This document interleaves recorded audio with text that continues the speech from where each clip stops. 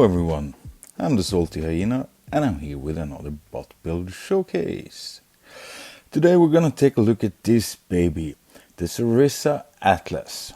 And this is a fun build. It's really light, running only a single heavy armor. But check that AP resist, it gets 50%. And to make it pretty quick, we have 3 accelerators for agility and 2 sprint accelerators. Top sprint speed 124 kilometers an hour, and it reaches almost 70 kilometers an hour in walking speed. I'm still broke, so T1 system hardening and radar. And as with the last build, I'm running 4 laser pumping systems. That's basically the equivalent of reinforced ammunition, just to do as much damage as possible for the short amount of time you're able to actually paint your target with a laser, because they're gonna take cover. For these Sarisas, we're running 1 magazine and 3 reinforced ammunitions. I started out running 4 reinforced ammunitions, but found myself running out of ammo too soon. And for the javelin, I'm running 4 reinforced ammunitions. Ideally, I'd run onager on it, but apparently iOS 14.6 has a bug where the game freezes up when you're switching between manual and automatic aim for the onager, so I'm stuck with the javelin. For our first clip, we're dropping in a random 4 versus 4. Well, I'm squadding with one of my mates, but it's random queue and we have some decent opposition as well. And as with all Atlases, this is a support titan. You can't really go at it alone. Your goal is to soften up your targets with the laser. It's called Dragon, by the way, if you didn't know. And your friends will have an easier time killing them for you. The double Sarisas aren't really anything to... they do a lot of damage, but a Sarisa MAO has 3 of them. As you can see, the speed of the Atlas is really fucking impressive. You're easily able to keep up with the most common Ravager builds, so it's a really good team up, a Ravager and an Atlas. It's a decent bodyguard for you, and it also does a shit ton of damage with its 2 manglers and a hammer.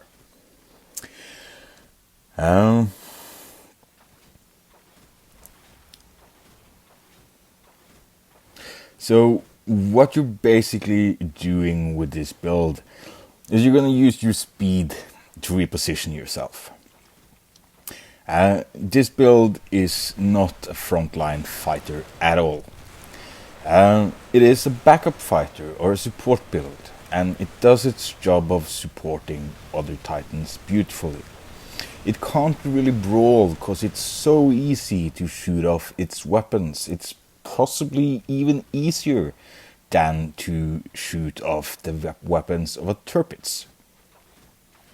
So, without bodyguards, or without having a friend to coordinate your gameplay with, you aren't gonna be as effective as you're gonna be with a friend. And you are quite vulnerable if a light is able to sneak upon you, because, well, it's just gonna stun you and take out both your weapons, and then what are you gonna do? This was rather embarrassing. Good job there, little bully. But as you can see, the bully failed to capitalize on his rather impressive double stun there. So me and my mate were just able to go ahead. And here you can see I'm using my speed and agility to almost escape that Sean's charge. I did get stunned, but luckily teamwork saved my ass.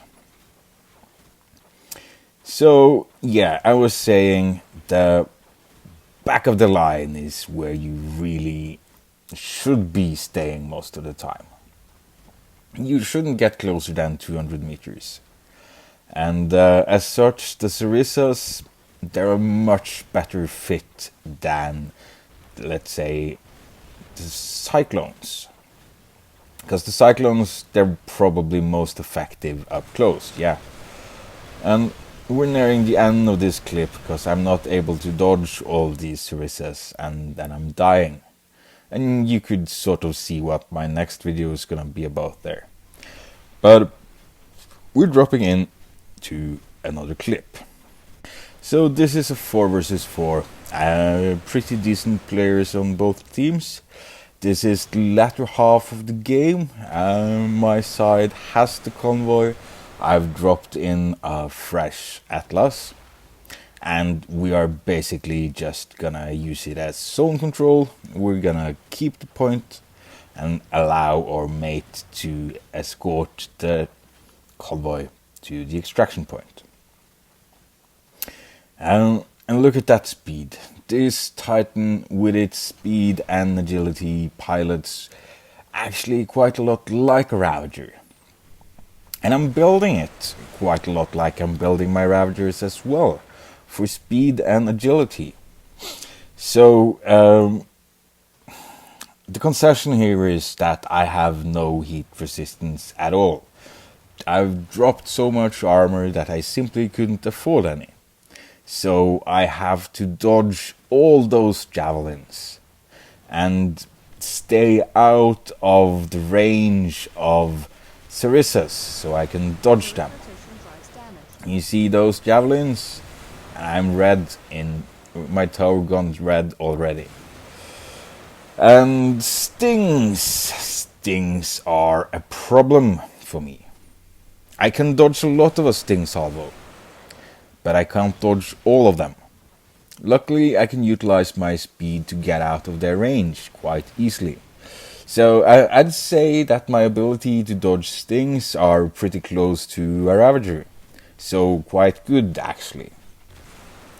So other really problematic builds to fight for this Atlas is Tormentor Nelly, probably Tormentor Lights as well, if they stay at 500 meters range. But then again, they're gonna take forever to kill me, and I'll just kill their teammates while they're chipping away at my armor. The 50% AP resistance is really nice though. Stay out of mangler range. Hammers kind of hurt.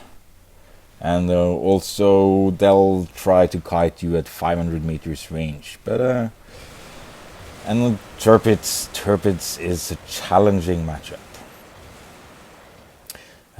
We're doing rather good here. My team is well positioned. We've killed a lot of the reds. We are trying to extract yet another javelin, and I'm cored. You'll notice that the only damage I've actually really taken here is javelin damage. So even though you should be able to dodge a lot of them, a slight amount of lag will have you crying. But this is a really fun build. In the ultra heavy Cyclone Atlas video, I said that you shouldn't buy this Titan unless you're a hardcore Battle of Titans fanatic. And of course, if you are a free-to-play pilot, then wait until it drops for EC. If you do have a fun budget though, this is a really fun build. It does really well in a squad, so if you have some cash lying around and play with your friends, this is a build that I can actually recommend. It's fun, it's something new, it's fresh, and I don't know, I'm having a lot of fun piloting this guy. This has been another bot build showcase. Please like and subscribe. I'm the Salty Hyena, and see you next time.